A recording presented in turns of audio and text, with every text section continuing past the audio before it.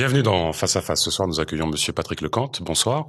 Bonsoir, Monsieur Amaury. Bonsoir aux téléspectateurs d'ATV Guyane. Merci. Vous êtes maire de Montsinéry, premier vice-président de la CACL. Vous êtes le président du comité de bassin et vous avez une fonction, on l'abordera peut-être, dans le GIP base avancée. C'est pas trop lourd à porter ?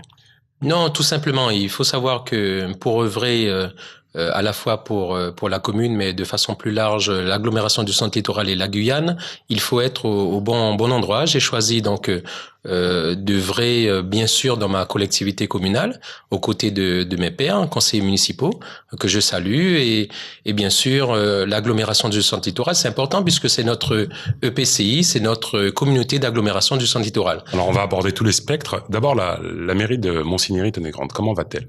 Elle se porte plutôt bien. Nous avons connu les affres donc des difficultés, cela étant derrière nous, puisque nous avons réglé la question donc du déficit dans le cadre d'un protocole d'accompagnement financier avec l'État à partir de 2008, à la suite donc d'un audit fait par la CRC, la Chambre régionale des comptes, avec un déficit très important qui nous était laissé par l'ancienne équipe municipale. Aujourd'hui, elle se porte bien et nous sommes heureux de pouvoir indiquer que nous œuvrons aussi pour l'investissement local. Alors, vous avez réaménagé les berges, c'est une belle œuvre. Vous avez des chiffres sur l'augmentation de la fréquentation de votre commune, sur le tourisme par exemple ? Alors, vous avez des outils d'évaluation ? Alors, nous n'avons pas malheureusement donc d'outils fins donc d'évaluation, mais ce que je peux observer, c'est que dès le vendredi soir et encore plus le week-end, la fréquentation touristique de notre commune partout, je dis bien partout, pas simplement au bourg, est indéniable. Nous allons donc être présents au niveau du salon du tourisme qui ouvre à partir de vendredi et nous attendons bien sûr tous les visiteurs guyanais. Je rappelle que cette émission est enregistrée, donc on essaiera de la diffuser avant le salon du tourisme. Votre problématique à vous, et qui concerne beaucoup les enfants de Montsinéry, Tenay-Grande, c'est le collège. Où en est-on de la construction du collège dans votre commune ? Alors c'est un objectif politique majeur pour Montsinéry Tenay-Grande et surtout, la fatigue, et surtout pour nos enfants. Et surtout pour nos enfants. Nos enfants ont été dirigés vers le collège de Soula. Ils se lèvent beaucoup trop tôt, dès 4h30, 5h du matin, pour se rendre à 7h30, 8h à ce collège. C'est insupportable. C'est insupportable. Donc j'ai réitéré ma demande auprès du président de la CTG, Monsieur Rodolphe Alexandre, avec qui nous avons des points de vue convergents sur le sujet et bien d'autres. Donc c'est faisable. C'est tout à fait réalisable, c'est même une obligation. À quelle échéance, selon vous ? Alors, l'échéance, je ne vais pas la fixer, puisque vous savez que la collectivité majeure, c'est la CTG. Il ne s'agit pas qui connaît des difficultés financières. Alors, en tout état de cause, qui fera face à ces obligations ? Je n'ai aucun doute là-dessus. Maintenant, il s'agit donc de mettre en place cette planification, et c'est ce sujet que nous allons aborder donc dès demain au travers du comité de pilotage de la ZAC. Alors, vous êtes président du comité de bassin. En gros, pour nos téléspectateurs, c'est tout ce qui concerne l'eau potable. Les chiffres varient entre 15% de la population guyanaise ou 25% de la population guyanaise qui n'aurait pas accès à l'eau potable. Pourtant, c'est un territoire qui regorge d'eau. Qu'est-ce qui se passe ? Alors, ce qui se passe, c'est que il y a de l'eau en quantité. Maintenant, il faut que cette eau soit potable au sens donc des critères de la CE et pour ce qui nous concerne en Guyane, la Communauté économique européenne et surtout pour ce qui nous concerne donc en droit français au sens donc des normes sanitaires que doit valider l'ARS au plan local. C'est un investissement majeur. Et ce sont des investissements majeurs réalisés. À titre d'exemple, c'est ce que nous avons fait au niveau de l'agglomération du centre littoral avec l'usine de Matiti. Sur les territoires dits isolés, Papaïchetan, Grand Sentier, donc je pense souvent à nos frères donc du fleuve. Il y a des investissements très lourds et c'est pour ça que nous demandons solennellement à ce que les pouvoirs publics, à travers le pacte de relance, puissent accompagner ces collectivités. Vous y croyez à ce pacte de relance ? Écoutez, il s'agit pas de croire benoîtement, il s'agit donc d'agir en politique et c'est ce que nous faisons à travers le comité de bassin qui gère tous les milieux aquatiques, toute la question de l'eau et de l'assainissement. À quelle échéance n'importe quel habitant de Guyane pourra avoir accès à l'eau potable selon vous ? Moi, je pense que de façon raisonnable, il nous faudra au moins une décennie. De façon raisonnable, au moins une décennie pour régler la question durable de l'eau, en sachant que nous devons faire face à une explosion démographique. La Guyane, demain matin, c'est 1,5 million d'habitants, rappelons-le. D'accord. Vous êtes premier vice-président de la CACL. Tout dernièrement, il y a eu le vote du budget de la CACL et il y a eu une polémique. Qu'est-ce qui s'est passé, monsieur Non. Lecante ? Vous savez que... Vous n'avez pas la langue de bois, dites-nous maintenant. Il ne s'agit pas de langue de bois ni de polémique. Il s'agit simplement donc de faire face à des difficultés actuelles qui sont celles de l'ensemble des collectivités de notre République, c'est-à-dire une baisse drastique des dotations.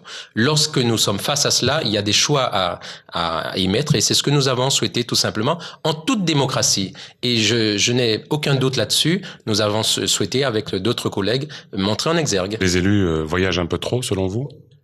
Il s'agit donc de voyage, mais il s'agit surtout de faire en sorte que... Je rappelle à nos téléspectateurs, ce serait un budget qui serait passé pour la partie transport de 50 000 euros à plus de 140 000 euros. Je rappelle tout simplement que le budget a été voté à l'unanimité des membres présents, je crois moins une abstention, mais en tout état de cause, la très large majorité donc de notre PCI est derrière donc sa présidente, tout simplement parce que nous avons montré qu'il fallait être sage lorsque les recettes ne sont plus au rendez-vous. Alors, on a une fonction pédagogique. Très rapidement, la différence entre la CACL et l'activité d'une commune. En quoi la CACL pallie ou complémente l'activité d'une commune? Nous appelons maintenant dans le jargon le bloc intercommunal et communal.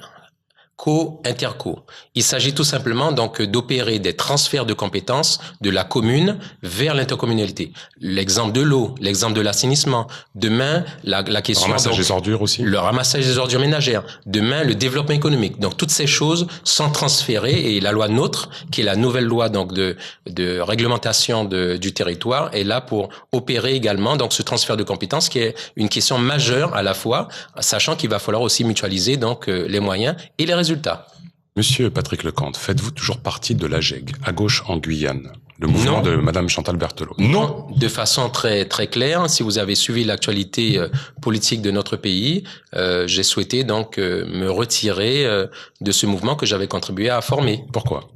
Pour des raisons très simples, vous savez que ainsi va la vie. Lorsque les choses ne sont plus au rendez-vous, donc du point de vue des options politiques et surtout donc des trajectoires politiques, il s'agit de prendre et d'emprunter un nouveau chemin. Vous avez adhéré à un nouveau parti? Vous pensez à un mouvement? Je suis un homme libre et je pense de bonnes mœurs. En tout cas, c'est ce qui me caractérise depuis de très nombreuses années. Donc, je chemine pour mon pays et particulièrement pour ma commune. On vous a pas entendu beaucoup autour de l'élection à la CTG. Vous aviez un candidat? De façon très claire, aujourd'hui, nous pouvons dire que la Guyane a choisi son candidat, puisqu'il n'est plus candidat. Il est tout simplement donc le président de la CTG. C'est Monsieur Alexandre. Votre avenir politique, les prochaines échéances, vous y pensez en vous rasant, législatives, sénatoriales? Vous avez dû remarquer que je ne suis pas très très barbu, ce qui n'est pas votre cas, mais en tout état de cause, si vous y pensez vous-même, c'est que vous avez peut-être des questions à me poser. Alors, est-ce que vous serez candidat au sénatorial? Pensez-vous qu'il faille aller plus loin? Si vous me posez une question et vous me répondez par une question, on va pas s'en sortir. Alors, les prochaines échéances, déjà, ce ne sont pas les sénatoriales. Oui, législatives. Vous y pensez? En tout état de cause, je ne suis pas candidat à la présidentielle, c'est un fait notoire, mais pour les législatives, il y a des amis qui m'ont approché encore récemment pour me dire que j'ai peut-être le potentiel, mais en tout état de cause, ne brûlons pas les étapes step by step. Très bien. Dernière question, réponse rapide. On vous offre la possibilité de passer 1 heure en dîner en tête-à-tête avec un personnage historique? Un personnage historique de notre pays, moi je pense que Monsieur Otili fait partie donc de ces grands personnages vivants. Donc, avec lequel vous passeriez 1 heure? Avec lequel je passerai 1 heure.